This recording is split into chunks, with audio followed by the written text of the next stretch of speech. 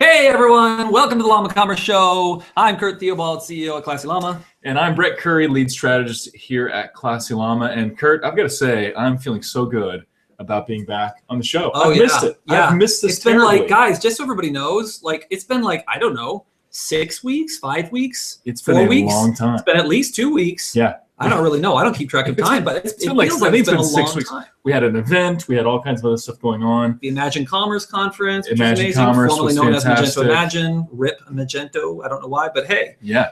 Imagine Commerce. It was good time. It was a good time. Yeah, It was we a had great lot of time. fun. I feel like, and you're not the same basketball fan that I am. I like basketball. But I remember when Michael Jordan was absent.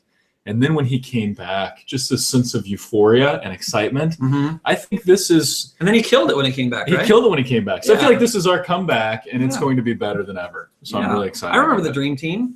Yes. Yeah, I remember that. Yeah. I was really little then. You were older. I was older, but I was not that. I was still a kid myself. Well, So- folks, as always, we're demystifying e-commerce into digestible, actionable bites because you digest it first, like you chew it up and eat it, and then you take action on it, Yes. which we were discussing in the pre-show. It really this makes is a lot of nutrition sense. for the online merchant's soul. Oh, and brain. Soup for the And- chicken soup yeah. for the online I merchant's guess the soul. brain's part of the soul. Yeah. As always, we have our special guest, Ott, the one-armed table tennis trophy player. Why that's relevant and why we chose this, I have no idea. But That was all you, but I'm. that's grateful true. that I you just did it. found it on my. I found it on my. I don't know why I had it, but it was just on my shelf over there. But anyway, he's given to the person who delivers the most value, which we usually give as the consolation prize to whoever joins us because we feel bad for them by the end of the show. Usually, yes. And today, who is that, Brett? So our guest today, really excited about this. We actually met at Imagine Conference, and we have partnered with this group before, but it's my first time to meet one of the co-founders who's going to be joining us on the show right now.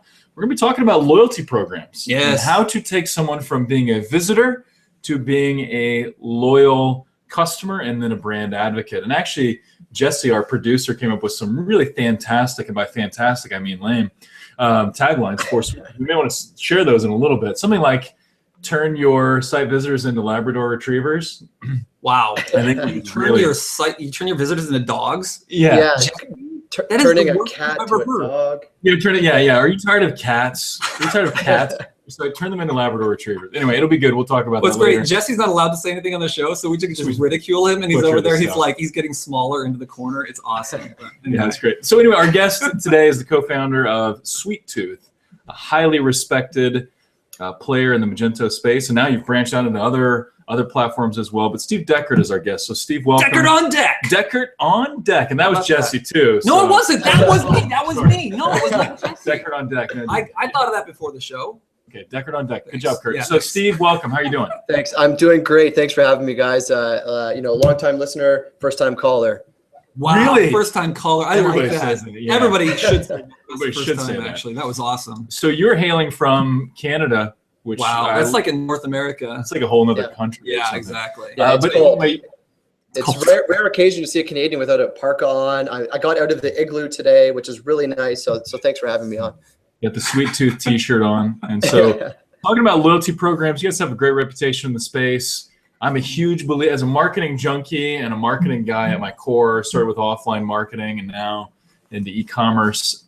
Huge believer in loyalty programs. I use a punch card at the local smoothie place. Wow. Just You because have I a do punch that. card? I have a punch card. Really? It's weird, isn't it? That's Wow. that's the most common form of loyalty program around the world, actually. A buy There you nine, go. get one free program. Yeah. Yeah, I mean, it works. I buy smoothies there like 3 times a week or something. It's crazy. That is-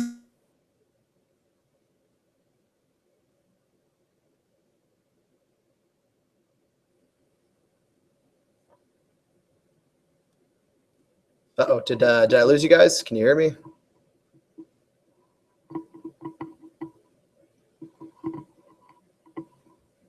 Uh-oh.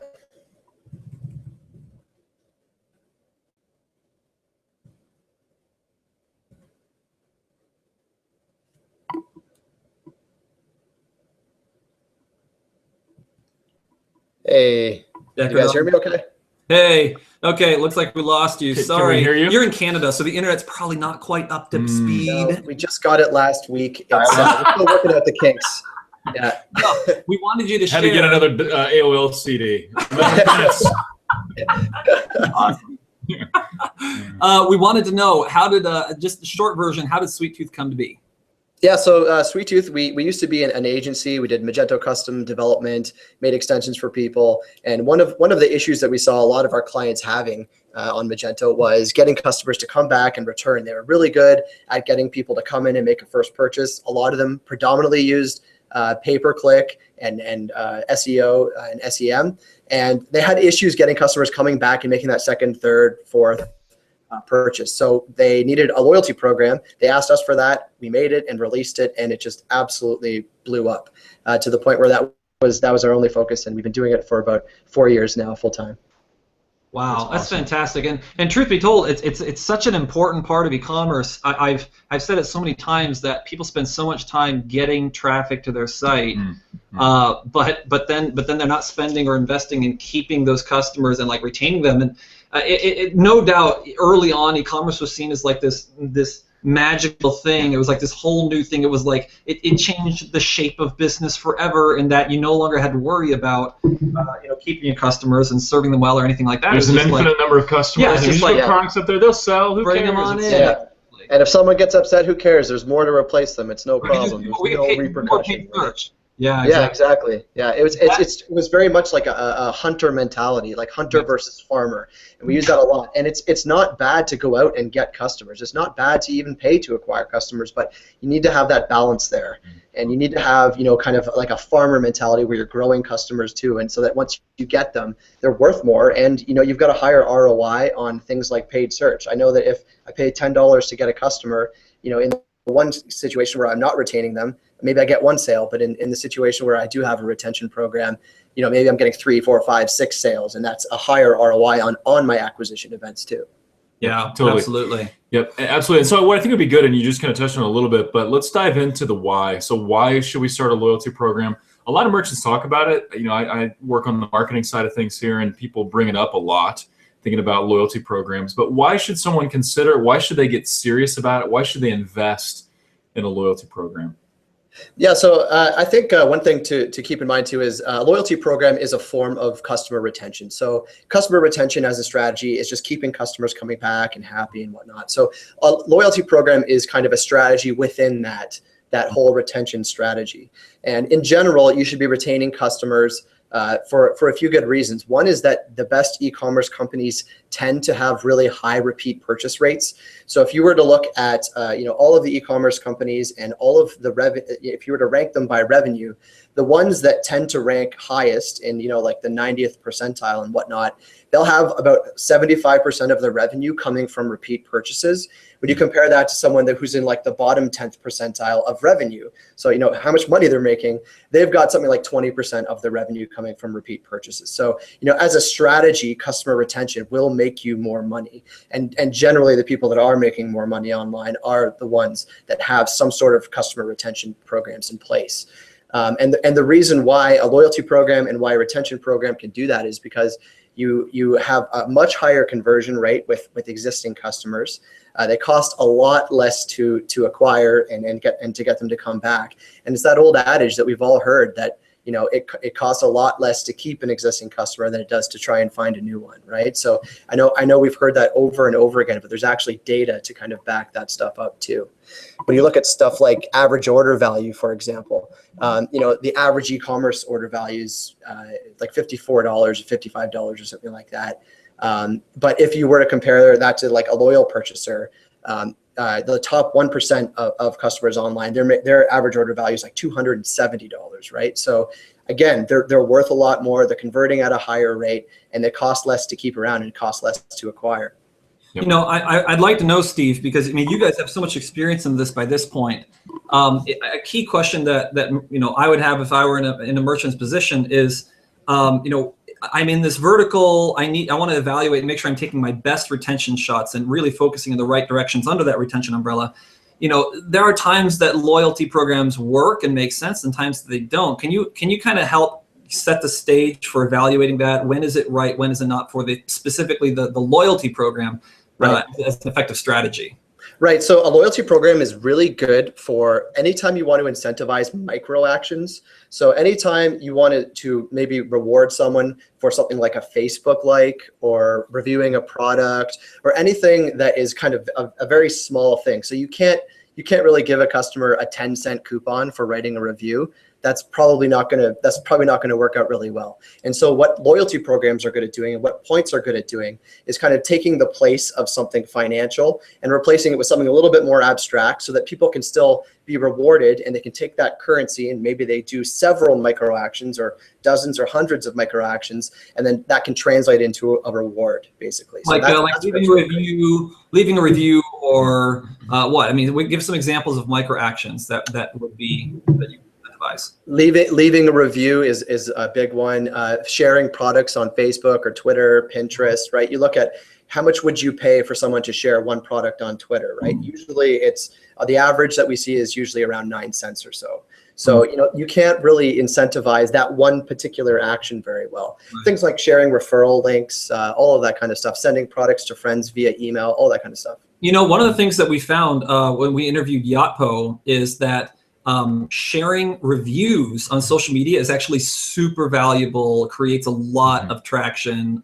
So that, I don't know if I assume that's built into Sweet Tooth, but in terms of like just promoting that, I think is really valuable, something that Yotpo has found as a very effective thing. So totally. Another one that we find really effective is sharing purchases. So not just sharing products, but we have built into Sweet Tooth where right on the order success page, you're prompted to share and get points for doing it. And it's got every single item that you bought, and you can click to tweet or Facebook share those and get points for doing that. And that's really great, because it's not just, hey, check out this product. It's, hey, check out this product that I just bought. And there's a lot more social proof behind that. So we found that to be a really successful way to get people from social onto your site. Awesome. It's good. So have you found, are there any verticals or any businesses that developing a loyalty program for would be kind of tricky, or may not be the best fit? Or do you feel like in almost any vertical you could make a loyalty program work if you wanted to? No, I would say there are definitely some that it doesn't make sense for. So a really good example is, anytime there's a place where there isn't that potential for a repeat purchase rate, or a very high repeat purchase rate. So things like a really wild example would be if I'm selling grand pianos or something like that. It's like, well, chances are, yeah, you probably, unless you're like some sort of total like grand piano aficionado and you've got your house littered with them, maybe a loyalty program would work. But that's an example of where you wouldn't want to have a loyalty program running.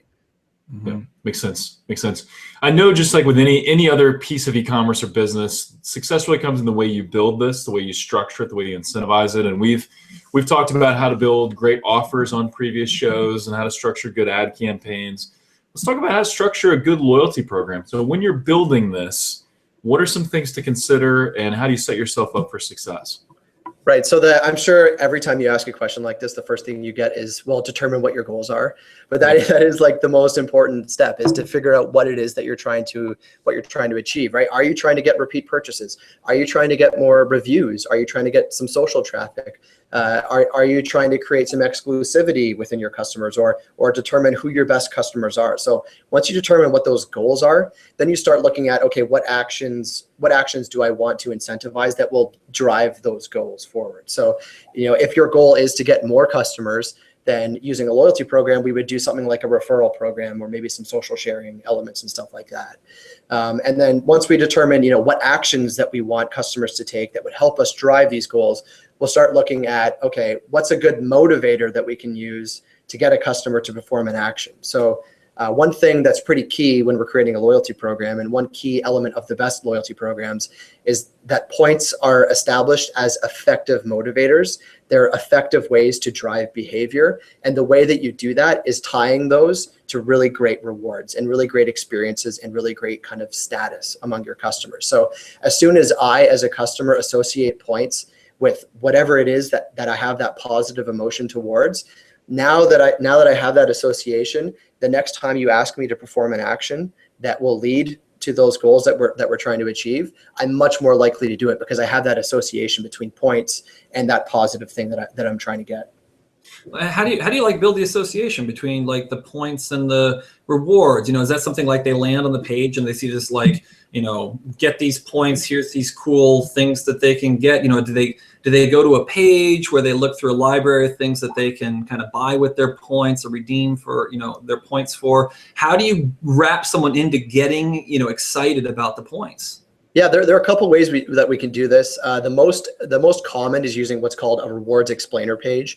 And that's just kind of like any marketing promotion. You'll have an outline of what the program is and how to participate and why you should participate. And here are the things you can get. Maybe it's status, maybe it's things like free shipping, and you see that is something that you want, and then you'll work towards getting that. Another really great example is using email. So having email is a huge component of loyalty programs for sure. Getting it in customers' faces and letting them see that and establish that. And then we've even done loyalty programs that they're really successful if you start out by rewarding customers. So launching a loyalty program, giving them points. So this is how I would announce my loyalty program. Hey, I've got a loyalty program. Here's 1,000 points. And here are 3 things that you can spend those points on right now without even having to take an action. So if we're doing a loyalty program, sometimes the very first stage that we'll have in that loyalty program launch is actually trying to get customers to spend points first. And then we start asking them to take actions to earn points, because they'll have that association between points and that positive emotion or whatever it is we're trying to create. So getting them to take action and getting them to actually spend the points first so that they feel real and it's tangible and have that experience. I also love the idea of starting your good customers off with points.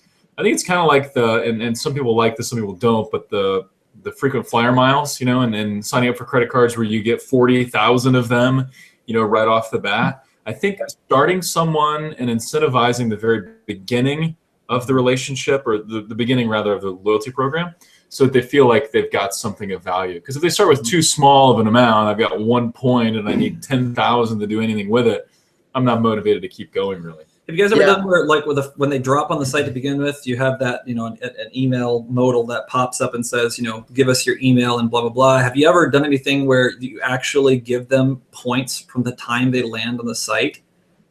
Yeah. We've announced campaigns that way too. So like you'll out of the blue randomly get points in your inbox, and you click on that and you go to the site, and then but I'm talking about users that have like never set up an account. They come to the site for the first time and they see the pop-up saying, give us your email, and you say, and if you give us your email, you'll immediately get X number of points. Yes, actually, this is actually one of my favorite stories to tell of a client. It's this really small e-commerce site. They've been around for like 7 years or something like that. They're called The Try Shop, and they've been with us for a little while. And one really effective, really cool kind of hack that they had was guests, while they were browsing the site, they were seeing points everywhere. So you'd see it on the homepage. If you're looking at a product, it will say this product earns this many points. If you're in the cart, this is a guess, you're not even logged in. If you're in the cart, it's showing you how many points you're earning for the order.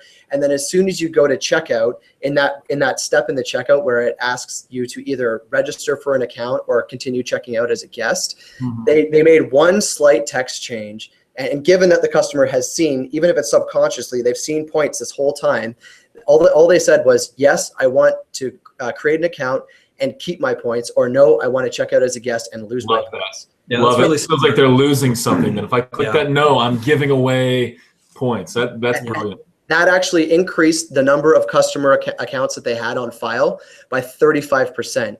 And which for a small business, which is what they are, this was huge, right? If you have 35% more customers that you can establish a relationship with and remarket to, it's massive. So for them, that was a massive success, and it was just a quick little text change in the checkout. That's fantastic. I know that's a topic all the time. Like, do we allow guest checkout? Of course, we feel like we have to, but we want more people to sign up. And so how do we incentivize that? Can we go like Amazon does and force the account creation? Well, probably not, but this is a fantastic way to do that. How many users do you guys see that get points actually end up redeeming them?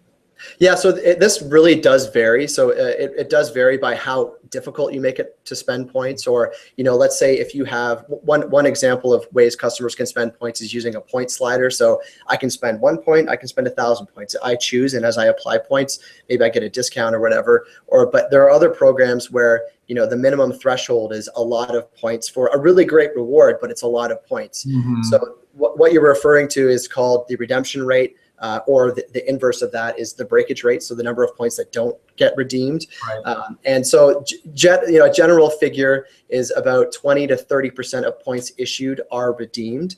But there's a lot of variance in this, and it depends on industry. It depends on if you have points expiration set up. It depends on how hard you make it for customers to spend their points. There's a lot of variance there. Is 20 to 30% considered good, or is that considered average?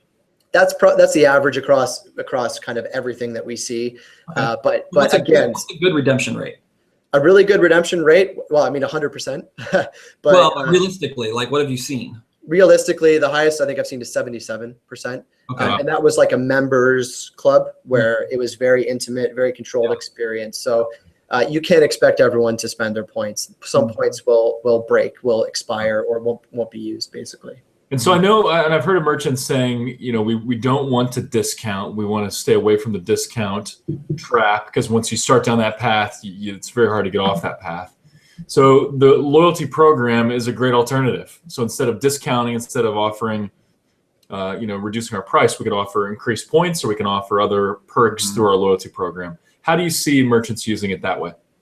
Yeah. I mean, it's a great example, especially if you look at retailers that have, as a marketing strategy, they don't discount. If they want to establish that kind of premium feel to their brand, it's really effective for them.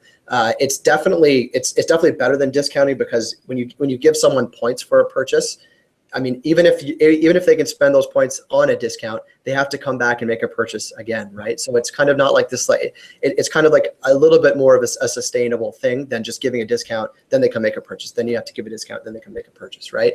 But we definitely see it in the luxury and fashion industry for sure. Even programs where we're not even really running points. I've seen some people replace their store credit with points, and then they can start giving store credit for things like referring friends and whatnot too. So yeah, there's a lot of potential there for people instead of discounts. So I'm just wondering about like costs, and I don't just mean like hard cost of using a solution like SweetTooth, but with any investment, with any initiative launched by a merchant, there's costs associated with that. How much time does it take to manage something like this? We always say, if you're going to take a shot, take it really well. Rather you take 2 shots well than 10 shots poorly. So if this is one of the shots they're going to take to start a loyalty program, what does it take to make it happen and make it happen well? It really takes starting with a really core understanding of your customers and knowing what drives them. So if you're not willing to take the time to really get to know them, or if, let's say, you're new, you need to do that. We need to understand your customers. You need to understand your customers in order to create this program, because we need to know what motivates them. We need to know what kind of things are effective motivators, what will incentivize them. So that to me is the number one thing that you need to spend time doing. There's a lot of time that's spent in a loyalty program, in a successful loyalty program. It's really easy to launch a standard, buy 9, get 1 free, or it's really easy to launch a 1% back in loyalty points, and you can spend those points on a discount. It's easy to do that, but it won't be successful. So definitely a lot of time investigating customers, definitely a lot of time investigating your competitors for sure. You're going to need to spend some money on, just like any marketing activity, a designer for like a rewards page that would explain your program. You're going to need some emails that are styled. You're going to need to have some training for your staff to make sure that they all understand how the loyalty program works and how should I treat a customer that's in it. If it's like a tiered loyalty program where we have, like, let's say, for example, like bronze, silver, and gold, what do gold members get that silver members don't? So definitely the thing is time for sure. I think that's really good, because I'm sure you guys have had plenty of people use SweetTooth looking for a magic bullet loyalty program, and then they've failed in their implementation. And that's not saying anything about SweetTooth at all. It's saying something about the expectation of merchants that software is actually a solution, whereas software is a tool that can be utilized. But like the time that it takes to, like you said, think through what motivates our customers, what's important to them. That is time, first of all, well spent no matter what, but you really have to have that pivot, that core to create an effective rewards campaign, or any marketing campaign for that matter. I was just actually reading an article where they were talking through different motivators. One of them was like social acceptance or social proof, like that. And there was like this company that had these books you could download or something like that. And all they did was they added how many downloads they had. And they had a bunch of downloads, and suddenly the download went up like crazy, because it created that social acceptance factor, that social proof factor, just by having the number of downloads on there. And that was it. It's a little technological change that pivots from a deep understanding of what motivates your customers. Yeah, I think that's so critical. I really appreciate that you start there. And then it takes time to build it all out, maintain it, do the email work and all that. Yep. But the thing is, if you don't do that first part, you don't do that well, you waste a bunch of time and resources implementing something, hoping for a magic bullet result. Totally. You have to spend time with especially your best customers, and you really do have to understand what it took right now to make them, and how we can make more customers feel the same way that they did, for sure. Yeah, because I anticipate that in the end, the software solution is cheap compared to all the time and effort and thought that has to go into doing it well. You said you have stuff starting at like $60 a month or something like that. Exactly. I mean, in the end, the software component is not the biggest cost. And if they're balking at the cost of the software solution, they probably haven't really reckoned with what it takes to actually build out a great loyalty program to begin with. Exactly. I think it'd be awesome to dive into a couple of case studies. We got about 4 minutes left in the show. We'd love to hear your favorite case studies or stories. Sure. I love the one you shared before. But loyalty programs you guys have been involved with, what are a few of your favorites? My favorite, there's so many. I like the Philip Kingsley loyalty program. So they launched in 2011. They do like hair care and scalp care and stuff like that. A British retailer, and they launched a program that was just an incredibly sexy program. It looked great. It really resonated well with their customers, and they saw a 28% increase in revenue within a year. A lot of that was driven by growth in online. So they, just like most retailers that you'll see, they're a traditional retailer that was taking the step into online and really trying to invest in a customer experience. So they saw a 36% increase in their orders, which drove a lot of that increase in revenue, new revenue for them. Were they incentivizing referrals or repeat purchases, or a little bit of both? What do you think made that so successful, other than the sexiness factor? So the one thing that was huge. Show successful. When you say Kurt, was oh, that's pretty attractive there. I would say for them, the biggest thing was having a really good understanding of their average order values and the distribution of average order values, because they set bonus rewards at very specific levels that were perfectly targeted to be about 15 to 20% over what someone would normally spend. And they really had good messaging around that. So that drove a ton of revenue. Then they also had a great referral program too, and some good referral emails that kind of had a call to action to, hey, refer your friends. So I think that's probably the main driver of their success. Steve, I think that's one really quick thing I think is really important for people to reckon with is you don't want a false positive of success with a rewards program, because if you end up rewarding people for doing the stuff they were doing already, guess what? You just gave them away a bunch of stuff, and you're not accomplishing any progress there. Yep. So if you peg your average order value, you got to make sure that you're giving rewards at some percentage above that if it's going to be rewarding that AOV component. But you got to consider, what is their current behavior, and now let's measure progress based on what our current benchmarks are to see if we're really creating the behavior change we're looking to create. Love that. We have time for one more. You got one more quick one, Steve? Let's go over Ren's Pets. They're a Canadian retailer. They're omni-channel. They've got 4 locations. They're like kind of a small mom and pop shop that just was really slowly growing. And for them, their customer loyalty was always a huge part, but they just never had a loyalty program around it. So for them, they saw a 10 times increase in their email list size just by starting to reward these existing customers that which were traditionally offline, bringing them online as well, and trying to get them to engage with the brand online too. They saw an increase, which this is probably my favorite one, was a 40% increase in customer lifetime value, which was incredible. And they did this primarily through rewarding just for subtotal, and they were rewarding offline as well, which was huge. Having that kind of omni-channel experience was really important. And then getting customers to spend those points online and kind of introduce online to them. And then they're like, oh, it's so easy for me to shop online. I should do this more often. And they spent more. So that's a really great one. I love that they had a 40% increase in customer lifetime value because, one, they were measuring it. So a lot of retailers aren't even measuring customer lifetime value. It's hard to measure, but it's worth doing. And two, that we saw an increase within a short time period as 14 months. That's fantastic. Steve, how do people find out more about Sweet Tooth?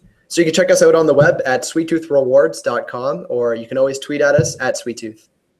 Awesome. What happens if they go to sweettooth.com? Is that like some sort of like candy? Is that probably? They get a guy that wants way too much money for Sweet Tooth. The domain squatter.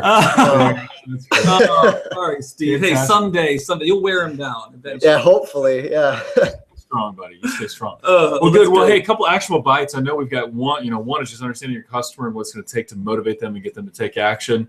I think one thing that wasn't said that I kind of picked up on, especially with that most recent example, the omni-channel pet store, was it to make a loyalty program successful, you need to promote it everywhere, right? And then your first example you mentioned said that. So if you have stores, talk about it in the stores, talk about an email, put it on the site in strategic places.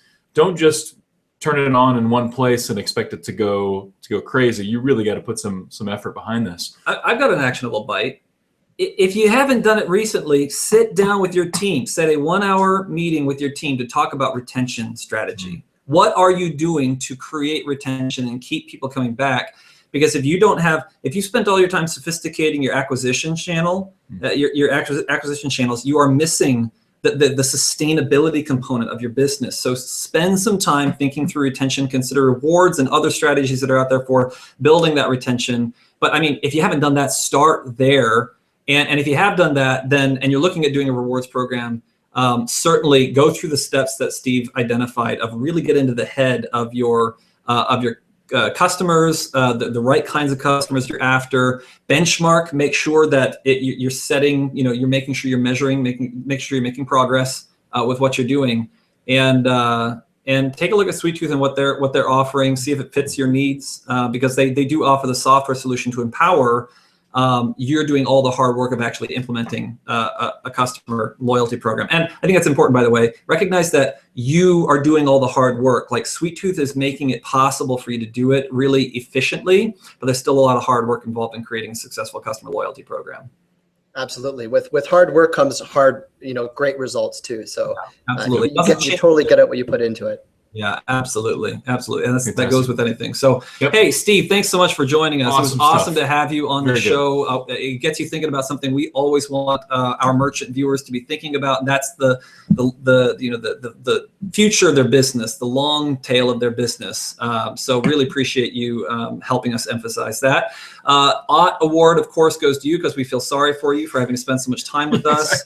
Also, of note, Jesse Tyler is fired because we need to do that. We have to do that on the show. There was a lot. Just so you all know, he didn't do much on this show. He did a lot in pre-show. He really messed up a lot on pre-show. Yeah. So. I think he offended a lot of cat fans out there trying to convert cats into dogs. Right. The internet was built for cats. I think he's thinking about turning your consumers into dogs. Didn't he wanted you to turn consumers into dogs? Turn consumers into Labrador He said Retrievers. that, like turn your consumers into dogs, and I just think that's really inappropriate. So no. Tomorrow's a new day, Jesse.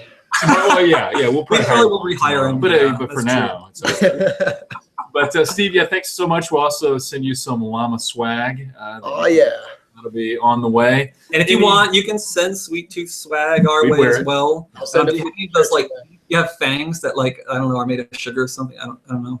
Just made that up. I don't have them yet, but I think that's the next swag idea. Put R&D on that. There we go. There we go. Okay, folks, hey, keep in touch with us. Let us know what you want to hear. If you know anyone interesting out there that has something quality to share with the rest of our merchant audience, let us know. We're all about meeting new people and being inspired by those that are experts in their field. So until next time, stay classy. Stay classy.